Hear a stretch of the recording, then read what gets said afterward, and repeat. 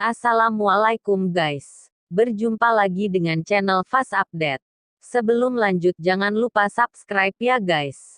Kalau nanti suka sama videonya bolehlah di like dan share. Kalau ada saran silahkan tulis di kolom komentar ya. Bab 3080, apakah kamu tidak ingin mencoba? Setelah perahu roh berhenti, semua orang menyadari sesuatu yang aneh. Ketika mereka melihat ke bawah ke lautan tinta, mereka menemukan bahwa kura-kura besar sedang mengendalikan perahu roh. Kura-kura suci. Ini adalah kura-kura suci. Aku dengar jika kamu menaklukkan penyu suci, kamu bisa menyeberangi lautan sesuka hati. Kenapa ada begitu banyak tanduk suci? Sepertinya mereka menghalangi kemajuan kapal. Semua orang membicarakannya. Chen Ping juga melihat kura-kura besar itu. Tetapi dia tidak bisa melihat sesuatu yang istimewa tentang mereka. Mengapa orang-orang ini menyebut mereka penyu suci? Pada saat ini Zhou Tai berkata, kura-kura besar ini semuanya adalah binatang suci. Dibandingkan dengan monster-monster itu, saya tidak tahu seberapa berharganya mereka. Binatang suci ini semuanya tercerahkan dan sangat jinak. Jika kamu bisa melayani salah satu dari mereka, kamu akan menghasilkan banyak uang. Namun, meskipun binatang suci itu jinak, bahkan lebih sulit untuk menjinakkannya. Binatang suci ini sangat sombong, dan mereka sama sekali tidak mau mematuhi manusia. Bahkan jika beberapa binatang suci dibunuh, mereka tidak akan dijinakkan. Petik 2. Zhou Tai mengikuti Chen Ping dan yang lainnya untuk menjelaskan, sehingga Chen Ping tahu mengapa semua orang mengikuti kura-kura besar dan memanggil penyu suci. Apakah Cloud Piercing Gate menjinakkan kura-kura suci ini sehingga mereka dapat dengan mudah melewati Tuhai?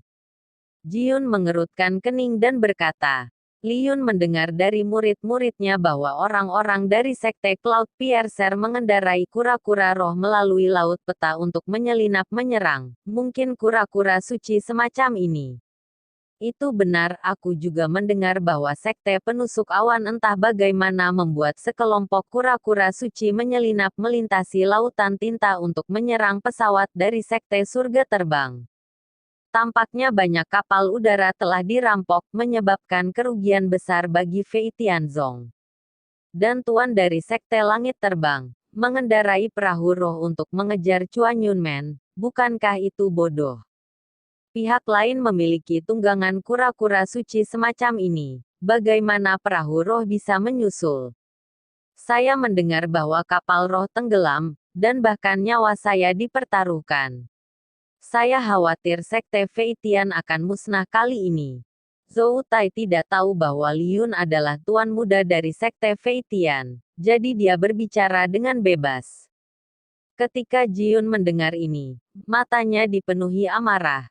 Tetapi Chen Ping dengan lembut menariknya dengan tangannya. Dia takut Jiun mau tidak mau melakukannya. Zhou Tai tidak memperhatikan perubahan ekspresi Jiun, dan dia masih berbicara. Jika sekte Fei Tian dapat memiliki sekumpulan kura-kura suci, maka tidak perlu takut dengan sekte penusuk awan. Namun, kekuatan Cloud Piercer sekte tidak terlalu kuat. Aku benar-benar tidak tahu cara menjinakkan sekelompok tanduk suci. Zhou Tai jelas sangat iri dengan kelompok kura-kura suci di Cloud Piercing Gate. Dan pada saat ini, kapal roh yang semula tidak bergerak tiba-tiba mulai berguncang, lalu berubah arah, dan mulai berlayar. Semua orang panik saat melihat ini, karena mereka menemukan bahwa perubahan haluan kapal roh itu semua karena kura-kura suci. Dan staf di kapal roh sedang sibuk saat ini. Di titik tertinggi perahu roh, beberapa orang yang mengenakan jubah gosip sedang melantunkan kata-kata, dan mereka terus mencubit formula di tangan mereka. Perahu roh mulai memancarkan cahaya keemasan terus-menerus, mencoba melawan kura-kura suci itu. Meskipun Ying Jiao tidak menyerang kapal roh, tidak mungkin bagi mereka untuk mengubah arah dengan kapal roh. Anda tahu bahwa laut rahasia sangat berbahaya. Jika Anda pergi ke laut yang tidak dikenal, tidak ada yang tahu apa yang akan Anda temui. Satu demi satu cahaya keemasan melawan, tetapi masih tidak ada cara untuk menghentikan lusinan tanduk suci yang membungkus kapal roh ke depan. Melihat pemandangan ini, seseorang yang mengenakan jubah gosip berkata dengan lantang, "Teman-teman, kemunculan tiba-tiba penyu suci di sini juga dianggap kebetulan. Siapapun yang ingin menjinakkan kura-kura suci, lakukan sekarang. Jika kamu bisa menjinakkan kura-kura suci, maka kamu dapat dengan bebas menyeberangi lautan tinta." Dan penyu suci ini hidup di Laut Hitam sepanjang tahun. Mereka pasti tahu di mana ada harta karun di laut. Kesempatan seperti ini langka, tidakkah kamu ingin mencoba? Setelah pria berjubah gosip selesai berbicara, seseorang akan bergerak. Bab 3081. Tidak bisa menggunakan kekerasan. Meski banyak orang tahu bahwa meski kura-kura suci itu tidak kejam, namun tidak mudah untuk menjinakkannya. Namun, beberapa orang tidak tahan lagi dan melompat dengan plop. Air laut di Ojai sangat gelap, melompat ke laut seperti melompat ke tinta. Kultivator ini tidak menyentuh laut, tetapi melompat ke belakang tanah suci. Tapi tanduk suci tidak langsung menyerang orang seperti monster lainnya. Sebaliknya, dia menggendong biksu itu di punggungnya dan mulai berenang di lautan tinta. Sengdian sangat bersemangat. Sebuah pola seperti papan catur muncul di kulit kura-kura, dan itu juga memancarkan cahaya redup. Diiringi dengan berenang cepat dan goyangan tanduk suci, biksu itu tampak berada dalam angin dan ombak yang kencang, tubuhnya bergetar. Melihat ini, pembudidaya mengeluarkan pedang panjang dan menusuk kulit kura-kura dengan keras. Dia ingin mengikat pedang ke kulit kura-kura, dan dia bisa meraih pedang dan menahan dirinya dengan stabil. Melihat biksu itu hendak menusuk kulit kura-kura dengan pedang panjang, seseorang di perahu roh berteriak, "Berhenti! Jangan gunakan kekuatan pada kura-kura suci, atau itu akan berbahaya." Tapi sudah terlambat, dan biksu itu menusuk kulit kura-kura dengan satu kalimat. Kekuatan kultivator ini di peringkat ke-7 dari alam fusion. Jika pedang ini menusuk ke bawah, itu mungkin memiliki kekuatan puluhan ribu kati. Kura-kura suci mengeluarkan suara gemuruh yang memekakkan telinga, dan cahaya pada cangkang kura-kura langsung meletus, seperti matahari yang tiba-tiba meletus di depan mata semua orang. Cahaya yang menyilaukan membuat semua orang memejamkan mata.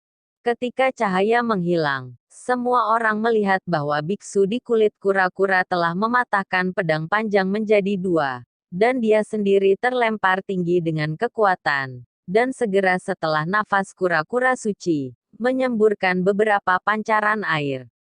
Pancaran air hitam menghantam tubuh kultivator seperti pedang tajam, menyebabkan darah berceceran di tubuh kultivator dalam sekejap.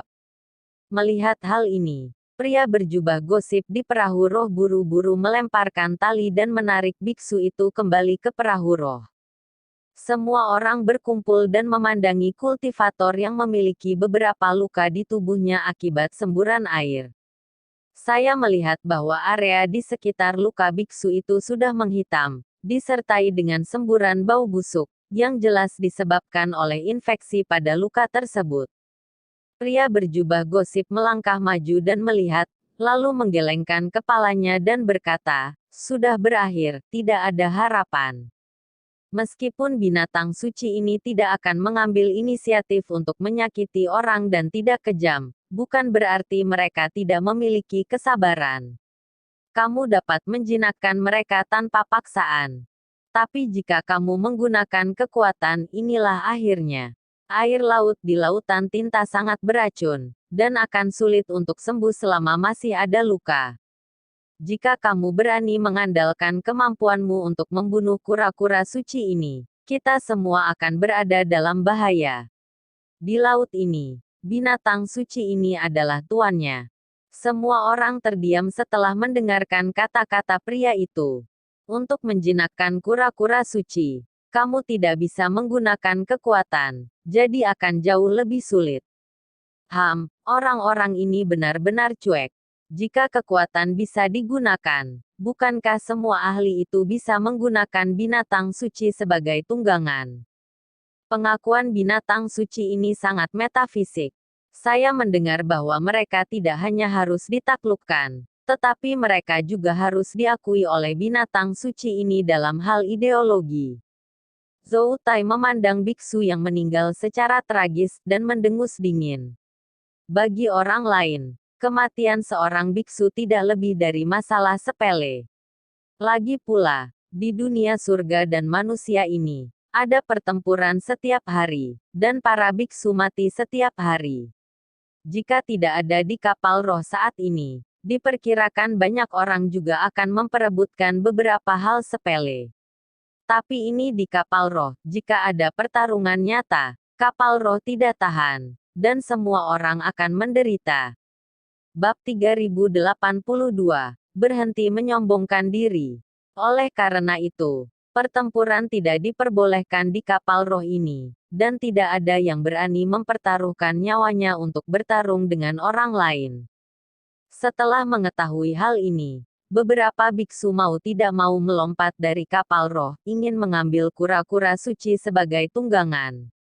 Para beku ini melompat ke atas cangkang kura-kura suci. Kura-kura suci hanya berteriak, dan kemudian membawa para beku bolak-balik di lautan tinta. Angin kencang, ombak, dan turbulensi menyebabkan banyak biksu jatuh ke lautan tinta. Para biksu yang jatuh ke air melompat kembali ke perahu roh satu demi satu. Tetapi ekspresi semua orang sangat jelek. Terlihat memang ada semacam racun di air lautan tinta. Melihat bahwa meskipun orang-orang ini jatuh ke air, mereka tidak banyak menderita, sehingga banyak orang merasa lega. Jika Anda bisa menjinakkan binatang suci, itu adalah hal yang sangat mulia. Banyak biksu melompat dari kapal roh satu demi satu, yang membuat lusinan kura-kura suci memiliki biksu di atasnya.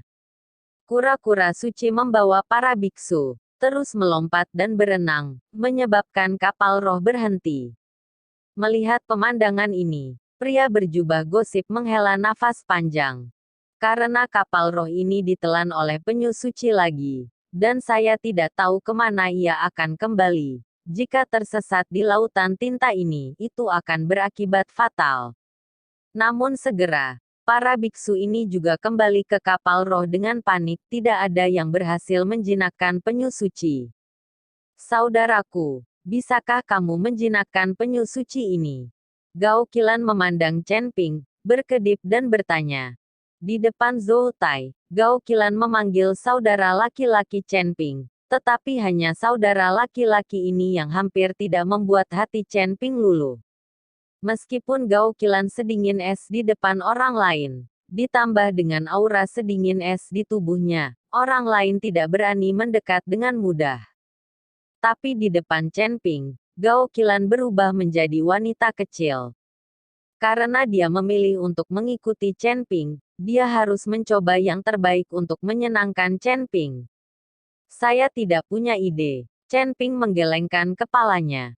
Chen Ping tidak tahu apakah dia bisa menjinakkan tanduk suci. Lagi pula, dia belum pernah mencobanya.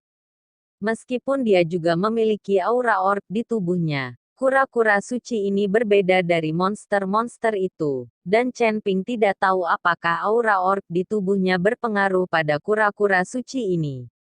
Bantu sampah, biarkan aku melakukannya.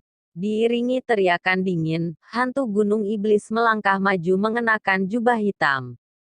Melihat hantu gunung iblis, banyak orang menyerah satu demi satu. Dan ketika Zhou Tai melihat lelaki tua ini, wajahnya menjadi sangat jelek. Lagi pula, dialah yang menamparkan dua pengawalnya dan seorang pelayan sampai mati di dermaga. Melihat ekspresi Zhou Tai, Chen Ping bertanya dengan bingung, apakah kamu masih takut pada orang tua ini? Dia membunuh orangmu di dermaga, tapi kurasa kau tidak berani berbicara.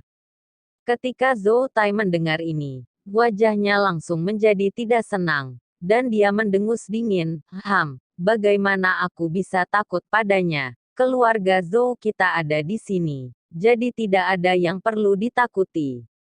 Aku hanya tidak ingin melakukan apapun di dermaga, dan mengacaukan waktu untuk melaut. Saat kapal roh kembali ke pantai, aku akan membunuh lelaki tua ini. Zhou Tai tidak ingin menunjukkan rasa takut di depan Gao Qilan. Begitu Zhou Tai selesai berbicara, penatua hantu gunung iblis sepertinya telah mendengarnya, dan tiba-tiba menoleh untuk melihat ke arah Zhou Tai. Ketika mata Mo San Gui Lao yang menakutkan memandang Zhou Tai, seluruh tubuh Zhou Tai bergetar, dan keringat dingin segera mengalir dari dahinya. Tapi penatua hantu gunung iblis tidak mengatakan apa-apa, dia hanya melompat dan melompat dari perahu roh. Melihat hantu gunung iblis melompat dari perahu roh, Zhou Tai menyeka keringat dingin. Apa identitas lelaki tua ini yang membuatmu berkeringat dingin?